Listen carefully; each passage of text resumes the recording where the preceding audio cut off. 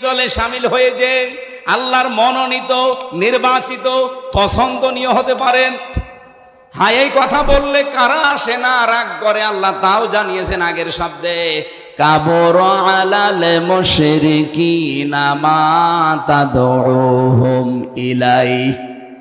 রব্বুল আলামিন বলেন, হে নবী, আপনি যেদিকে মানুষকে ডাকেন এই কথাটা শুনলে সব চাইতে বেশি মন খারাপ করে, খারাপ লাগে, কষ্ট পায়, রাগ হয় মুশরিকদের।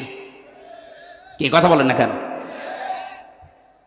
আলেমরা যারা এদিকে আজ বাংলাদেশে মানুষকে ডাকে দিন কায়েম করার জন্যে, খেদমতে দিন না, একামতে দিন। আমি আবার বলছি, এই বাংলাদেশে দুইটা পদ্ধতি চলছে, একটা খেদমতে দিন আর একটা একামতে দিন। আল্লাহ পাক এখানে আগের শব্দে দিয়েছেন আনাকিমুদ্দিন ওয়ালা তাতাফাররাকু ফি।